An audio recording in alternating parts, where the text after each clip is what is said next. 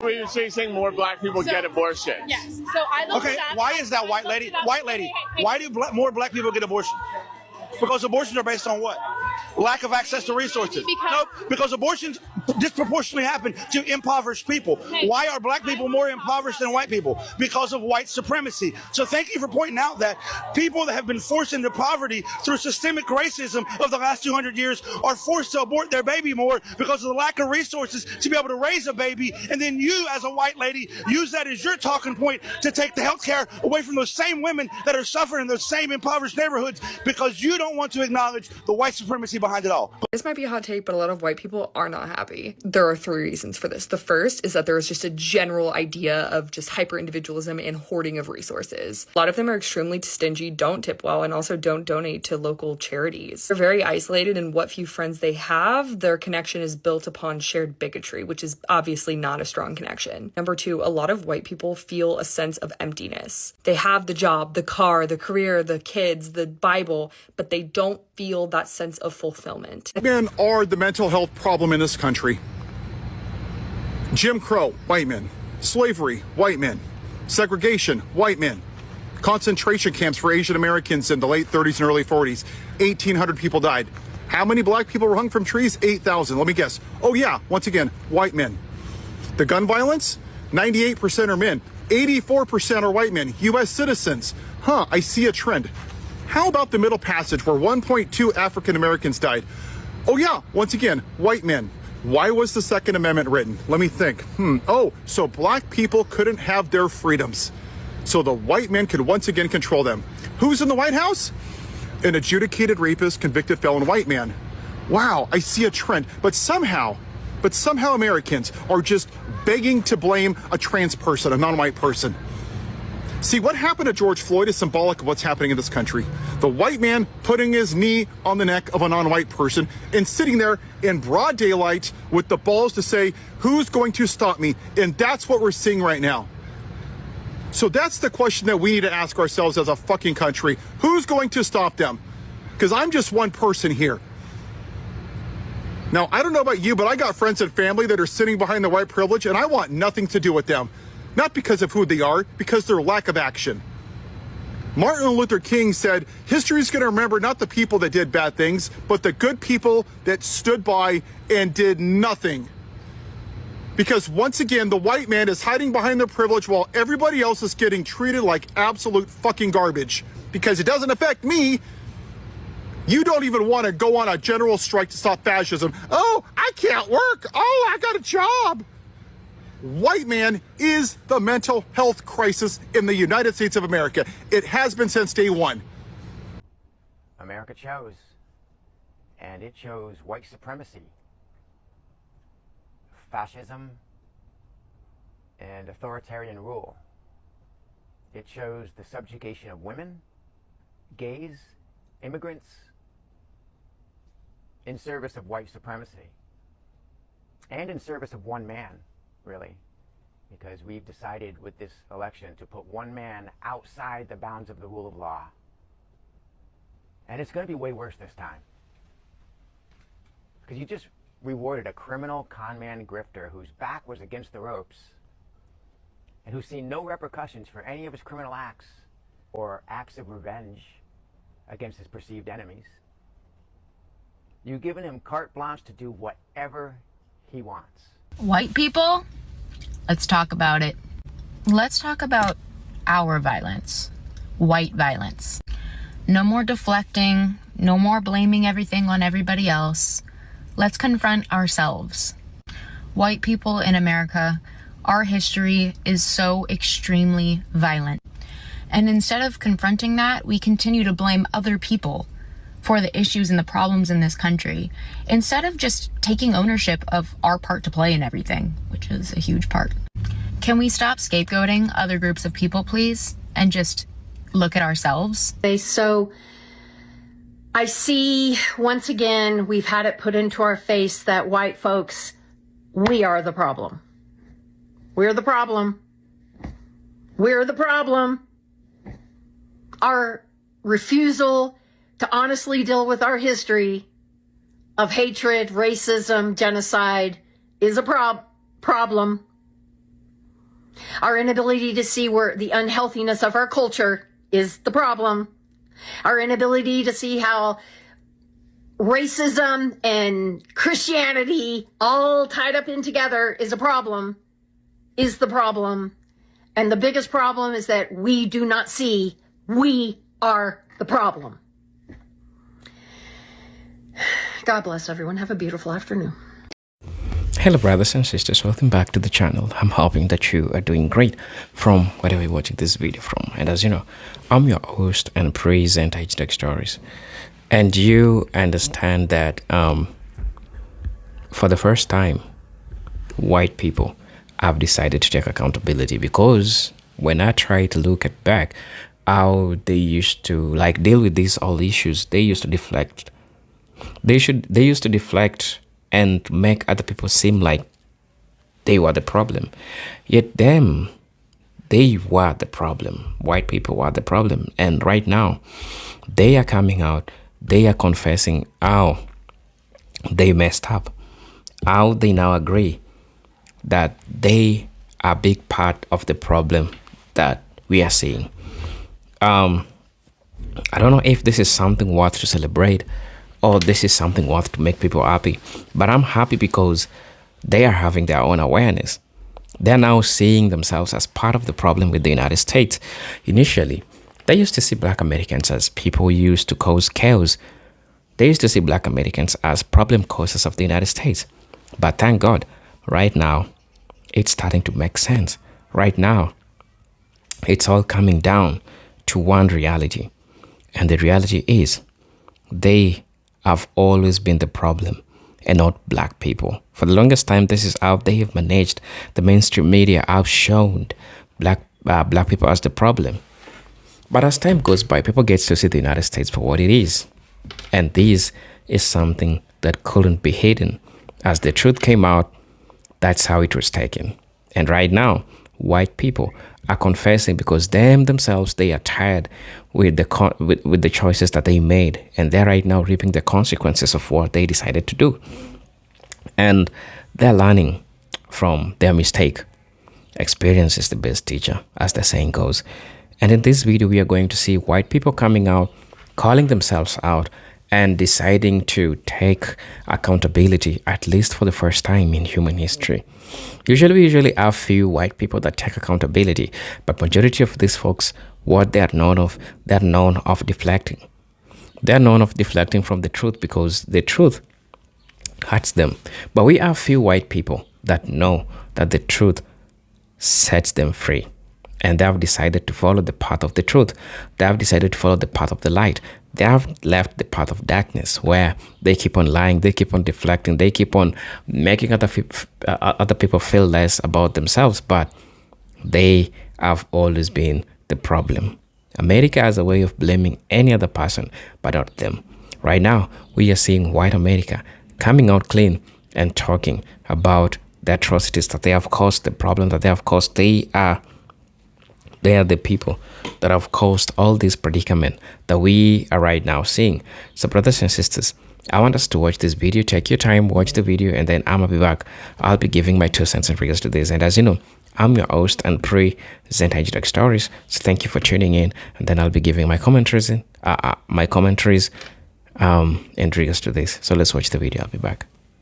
And this before this app goes kaput, specific to white people in America, which is kind of me. There are these conversations we have about imposter syndrome, you know, like, I have imposter syndrome, I have imposter syndrome. And for a white person, the reason that you and I have imposter syndrome is because we are imposters. To be born white in America is to be born a settler. Even if we don't own land, the cultural implications of colonization and the power structure means that we have a settler psyche. That's how our brain works. That's how we think. That's how we go. In the entirety of the sense of self, in whiteness, for white people, is a fabrication. It is a lie. It is pretenders. We are imposters. That's why we have imposter syndrome, because we are imposters. Why do you think white people, especially white men, me, why do you think we're so fragile? Why do you think we can't handle conflict? Why do you think we run away all the time? Why do you think It's because we have a fragile sense of self, a fragile ego, and we're fragile because we are trying to keep up this charade of being superior, which is a fucking lie. The irony of a superiority complex is a deep sense of misery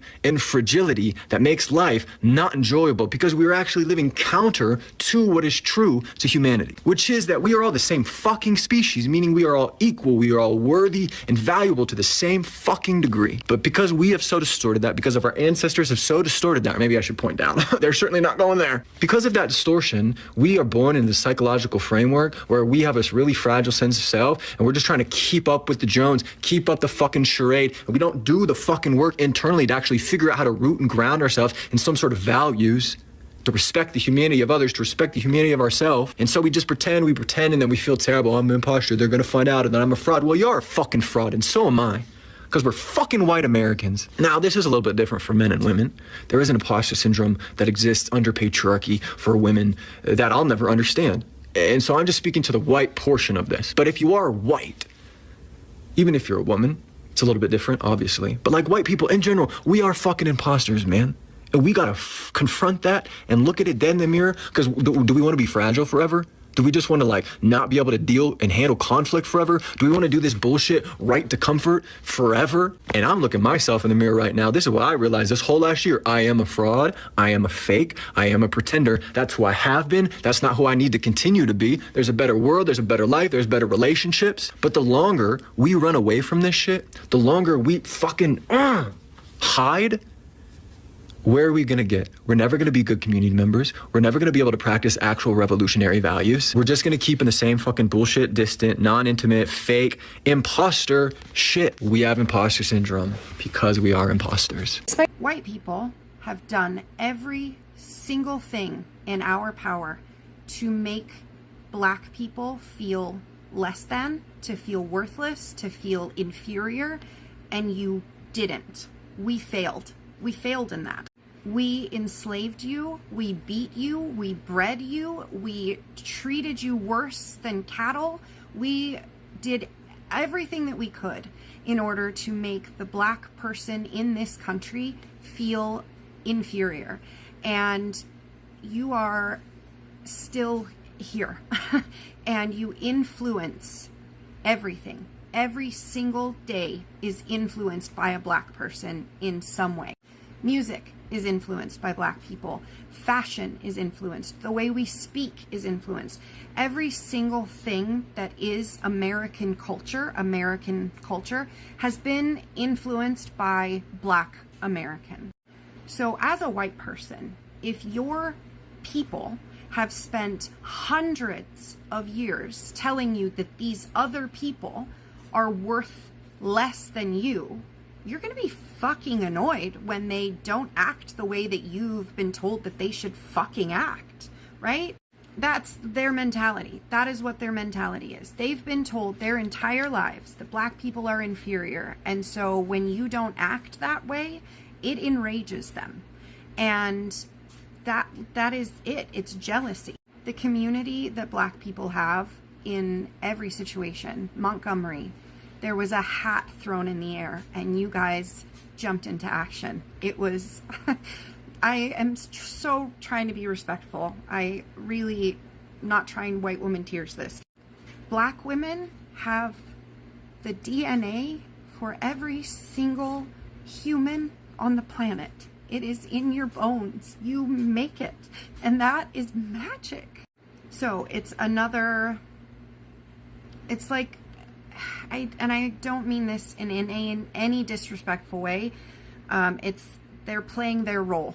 It's just like the heteronormative way of life, right? Like you're assumed straight until you come out because that's what everybody does. Everybody does it. And so we all play our roles that we are assigned, but black people in this country are not playing the role that was assigned to them in the mentality of white people. You guys aren't taking out our garbage. You're not taking care of our children. You're not in the fields. You know, you're educated. You are highly educated. Like, again, you are more educated. Black women are more educated today than every other class of person.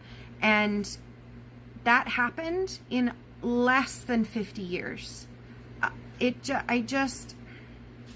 is jealousy. It is rage and the fact that you guys are not playing the assigned role that they think that you should be playing.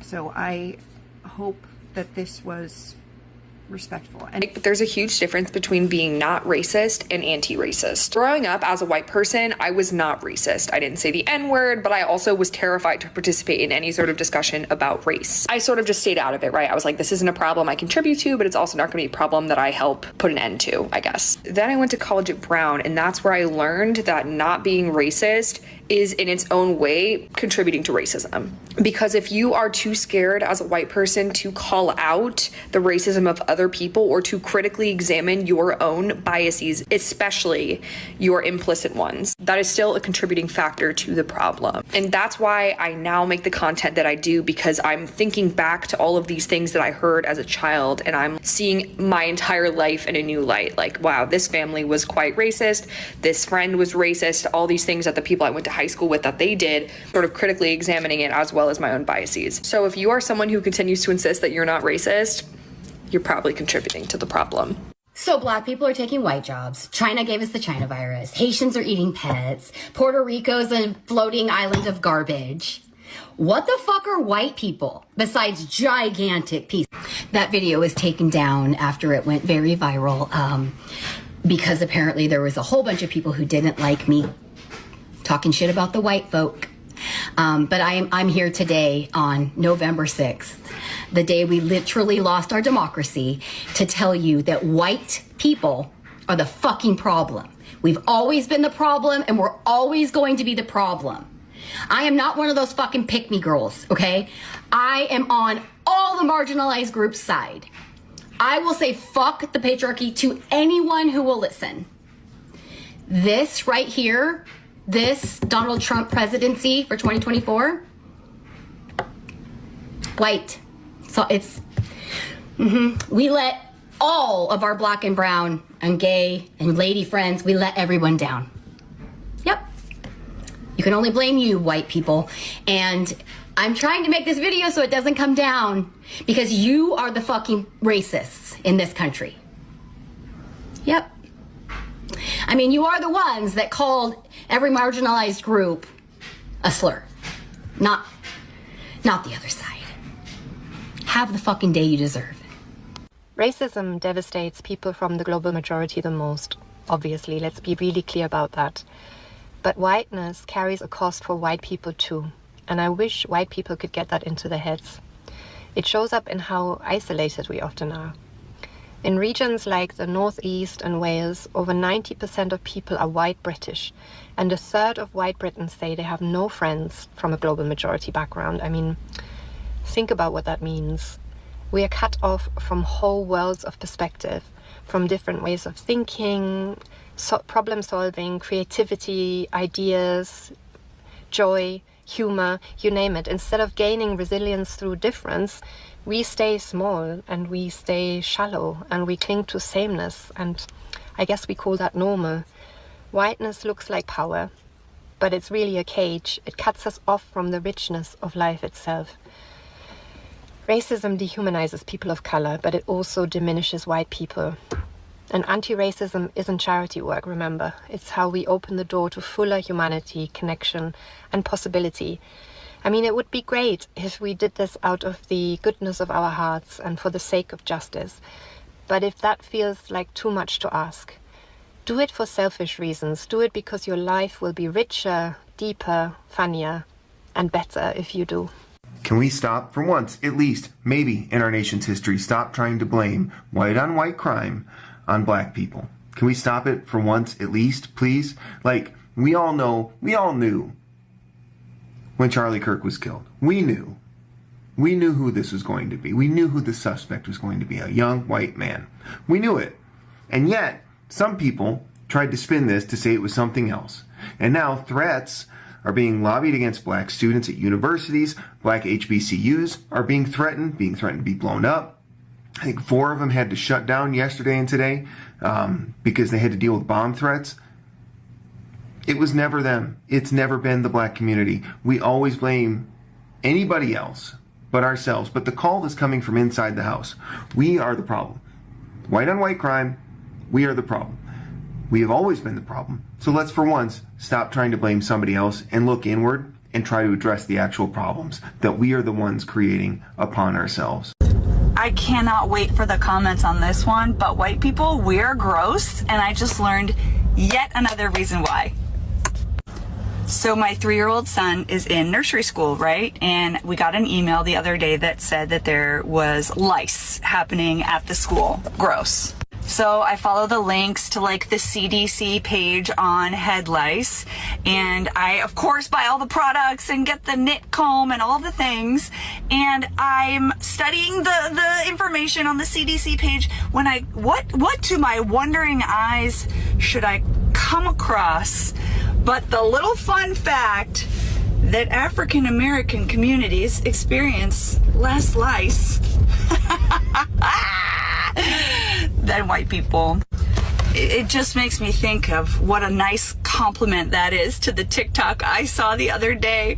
Oh, I wish I could remember who created it, with the guy talking about how when the Europeans came here to the US, then, you know, Turtle Island, the indigenous people could smell them like football fields away, and they were like so repulsed that they begged them to bathe, and they taught them how to have appropriate levels of hygiene. And they say white people have no culture. It's in our blood. We're disgusting. You don't think white women have been conned to the most by patriarchy? Explain this. 92% of black women voted for Kamala Harris, and only 47% of white women did. So more than half of white women voted for a patriarchal rapist. Why? Because they were the most conned by patriarchy. Sure, patriarchy runs thick in all of us, and we all do have to deconstruct. But because of patriarchy's intersection with white supremacy, it hits different for white women. White women are told, yeah, white men might be the most powerful in society, but you can live in their houses. You can have access to the places where these men go, to the places where influence happens. You can just influence your husband to get the world that you want, because your husband will be the most powerful in this society. Patriarchy says, yeah, you have to submit to men. Men will always be higher than you, but you get to be higher than everyone else. And this is how patriarchy subtly convinces white women to help them enforce white supremacy culture. It says, yeah, you can't be at the top of the ladder, but we'll give you the second rung, higher than the rest of them. Patriarchy doesn't make the same promise to black women or to Latino women. It doesn't work so hard to con them because it knows that they're likely already sufficiently oppressed by white supremacy and likely capitalism too. Patriarchy does its best to get white women to buy into the idea of hierarchy. It needs us to, because if we didn't, we alone could be the force that changed the tides. There are enough of us. So what it tries to offer us instead, in order to entice us to play the patriarchal game, is it says, but you can be not like the other women. You can be better than the other women. You can be the cool girl or the sports girl or the trophy wife. While all those other women are getting oppressed because you're the exception, that's right, you're going to be the exception, then you will get treated better by patriarchy. Patriarchy won't forget about you and render you invisible when you're in your 40s like it does those other women. You're special. If you're just self-sacrificing enough and you prioritize your children and your husband, oh, there will be a bright future waiting for you. Don't listen to those other older women. They're just bitter because they're not special like you. You're different. Patriarchy barely plays that game with other women. That is a game designed for white women. It's why white women are so competitive with each other, because they all think they're vying for the slot of the special woman, the exception to the rule that applies to other women. Little do they know there was never any such exception. That carrot is like the bunny that the greyhound is chasing around the track. It always just seems to elude them. By the time they figure it out when they're in their 40s, and they start getting treated like they have no value, well, by then they'll just be discarded, while their husband gets somebody younger who doesn't yet know this, and then that younger woman will be told, you're the exception. It won't happen to you. Just wait, you will be cherished forever. White women need to own our shit. You should be really embarrassed by this. Go ahead, be on the wrong side of history. Listen, Shaquita. Isn't that racial profiling? I'm not stitching this to stitch for this woman to understand anything, because there isn't a chance she's going to until she needs other women. She just won't understand it until she needs other women, because white women are the problem. White women are the problem. I am the problem. So I'm trying to be part of the solution. I'm trying to help white women understand that the reason that you're going so hard is because a man told you to go that hard, and men are getting you to do their bidding war for them and go against women. You know, I am a woman's woman through and through, have been my whole life.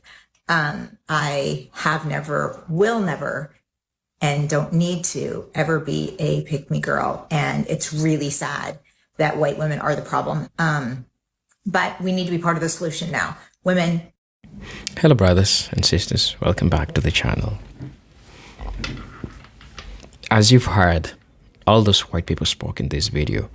One thing that stands out is that they are sharing their honest opinion. For the longest time, this is one thing that most of these people are not ready to talk about. But right now, we are seeing them coming out and just talking about this. And that's one of the most important things, especially when we get to look at the contemporary United States, because one of the major problems that has been there is these people not being able to come out and talk about this openly. Somebody said that not only have we influenced just about everything in America, you all have stolen it and said you invented it or came up with it. Let's put that out there. It's true. Majority of the things that we are seeing right now were made, or at least developed by the Americans, American black people, black Americans, including the labor that was stolen from black people that built banks, industries, and everything. All those things came from black people. But what they will show you on the mainstream media, they will try paint black Americans as the problem. One of the most things that these people do majority of the times is to always paint black Americans as the problem. Somebody said that white people allow themselves to be deceived for hundreds and hundreds of years. Now reality is hitting like a tons of bricks. Total denial is no longer possible. Yeah, white folks allow themselves to be deceived for hundreds of years and thousands of years. Let's talk about it. I've always been an advocate of when you get to check the works of Jacqueline Batalora, he talks about the creation of whiteness or the birth of whiteness. If you get to look at how it works, and she talks about how white people came to be and how they played white people, and you get to see what happened when the elites tried to play white Americans and they made them be better than black people. And so this created whiteness, this created the aspect of whiteness. So this whiteness came as one of the most important things to these white people because they were lied to. When you get to look at the Bacchus Rebellion, I usually talk about the Bacchus Rebellion, and I think when you get to look at the work of Jacqueline Batalora, she talks about the Bacchus Rebellion, and in the Bacchus Rebellion, she stipulates that there was nothing like white or black. Poor, it was just poor versus the rich. The poor was working for the rich. And so, since the rich, the elites, quotes unquote, were so much afraid of black people and white people coming together, they decided to put privilege in the hands of white people, hence creating what we call whiteness. And that gave birth to the birth of whiteness, what Jacqueline Batalora was trying to describe, what most commonly known as the Bacchus Rebellion. And so all they knew is that majority of these white folks were being played. They were being played, but they only later on came to realize that they were being played later on in history. So somebody say that let's not forget about the doctors who was making black women get abortions and doing it himself while also making it to where they can't have any more kids. Go look them up. But a lot of things have been happening. This is just a tip on the iceberg, but there is so much that has been happening on the background. Somebody also say that I've always thought, how do you excuse history? How do they miss what's been going on when it's been right in their faces? But the fact is that people will ignore and gaslight the truth when it doesn't benefit them. What a shame. Somebody also say that, why shouldn't we rise without you? I have been living 74 years and I have had to survive without your support, and I didn't depend on a Caucasian for my survival.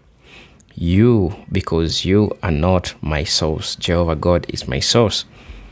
Somebody also came and said that black women have always been educated, but it's just never been registered under a degree of some sort of from a university.